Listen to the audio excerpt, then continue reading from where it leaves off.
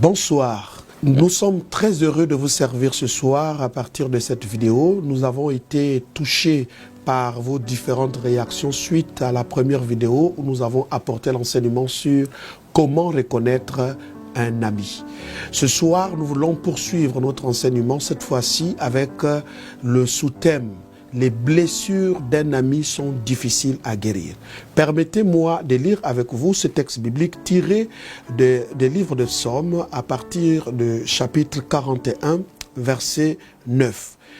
David parle dans ce psaume. Il dit « Celui-là même avec qui j'étais en paix, qui avait ma confiance et qui mangeait mon pain, lève le talon contre moi. » La version d'Arby dit ceci. Mon intime ami en qui je me confiais, qui mangeait mon pain, a levé le talon contre moi. David est dans une forte déception. Il ne comprend pas que celui qui partageait son bonheur et qui partageait ses secrets, avec qui il pouvait tout partager, pouvait le trahir un jour. Nous disons que la trahison, quand ça vient d'un ami, la déception, quand ça vient d'un ami, les blessures causées par un ami sont difficiles à guérir. Or, vous devrez guérir de ces blessures. Pourquoi? Parce que toute blessure, même quand elles sont des blessures physiques, attire de mauvaises choses, ça crée la douleur, la souffrance. Donc, combien sont difficiles les blessures qui sont provoquées par un ami au niveau de votre âme, les blessures intérieures.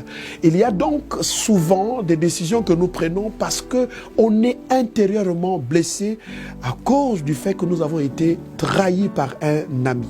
Généralement, quand nous lisons la Bible et que nous lisons David, on voit la déception, combien elle était profonde dans le cœur de David. Il dit, celui-là même avec qui je partageais mon pain a levé le talon contre moi, c'est-à-dire qui m'a trahi.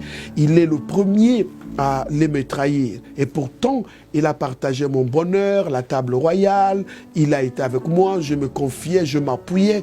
Et donc, c'est très souvent difficile d'apprendre qu'après quelques temps passé avec un ami et tu lui as fait confiance, il a allé te trahir.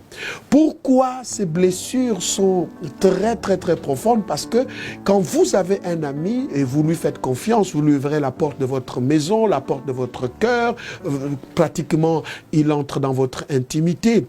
La plupart des dégâts causés dans les vies des gens sont provoqués par des amis les plus proches, des gens qu'on a estimés être pratiquement un frère, mais qui avec le temps lèvent le talon pour nous trahir, et ça fait mal.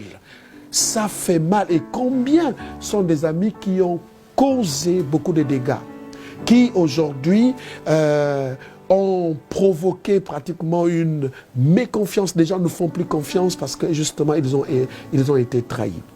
Alors donc c'est très difficile quand on pense que c'était un ami qui a été à l'origine de cette blessure, et généralement c'est presque quasi difficile de pouvoir pardonner. On s'en veut, on n'arrive pas à pardonner soi-même, et ensuite on n'arrive pas à pardonner celui qui nous a fait du mal. Alors, pour guérir des blessures causées par un ami, vous devrez d'abord dire que tout ami est d'abord un être humain susceptible de faiblesse et capable de vous trahir. Le seul qui ne vous trahira jamais, c'est Jésus-Christ de Nazareth, qui est le véritable ami qui a été capable de donner sa vie pour nous. La deuxième chose, vous devrez savoir que si des amis vous ont causé du tort et que vous avez été blessé dans votre âme et que vous continuez à repasser ces blessures, c'est vous qui n'allez pas évoluer, parce que les blessures intérieures déforment même la personnalité. Et ça vous amène à ne plus jamais faire confiance. Combien sont aujourd'hui des femmes qui n'arrivent plus à faire confiance, même à ceux qui sont venus avec des bonnes intentions, juste parce qu'elles ont été trahies? Combien sont des personnes qui n'arrivent plus à donner des postes de responsabilité à d'autres parce qu'ils ont fait confiance et ils ont été trahis? Vous devrez savoir que la parole de Dieu ne vous trahira jamais, et que rester coincé dans dans ces blessures, c'est vous faire du mal à vous-même. Ce qu'il faut faire, il faut faire le bilan, tirer les meilleures leçons et commencer à repasser la parole de Dieu dans votre vie et vous donner encore la possibilité de pouvoir relancer. Sauf que cette fois-ci, même quand vous allez ouvrir la porte de votre chambre, de votre maison, de votre vie, de votre intimité aux gens, vous ne baisserez plus la garde. Vous continuerez à faire confiance, mais tout en se disant, eh bien, je fais confiance, mais je reste quand même sur cette base-là éveillé. Ce que je tiens à dire, de même qu'il y a de mauvais amis qui sont passés dans votre vie, qui vous ont détruit, vous devrez aussi savoir qu'il y a des bons amis que Dieu peut vous envoyer. Il existe des gens loyaux, droits, fidèles, qui sont là pour vous apporter un véritable réconfort. David a eu Jonathan pour ami. Et vous comprenez que jusqu'à preuve de contraire, Jonathan, même devant le courroux de son père, ne pouvait pas trahir son ami David. Ce que je tiens donc à rappeler, c'est de dire que c'est une sagesse que nous devons tirer et comprendre qu'avant d'avoir une panoplie d'amis, commençons d'abord à connaître le véritable ami qui est Jésus-Christ, qui pourra nous donner la sagesse quant au choix de nos amis.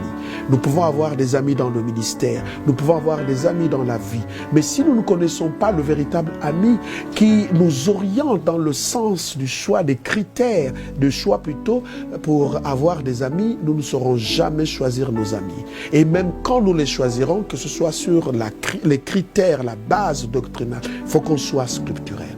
Donc prenez votre vie en main, soyez guéris des blessures causées par des amis, envisagez la vie autrement, mais c'est une sagesse au travers des expériences. La somme des expériences fait de vous un homme capable d'avancer. Que Dieu vous bénisse.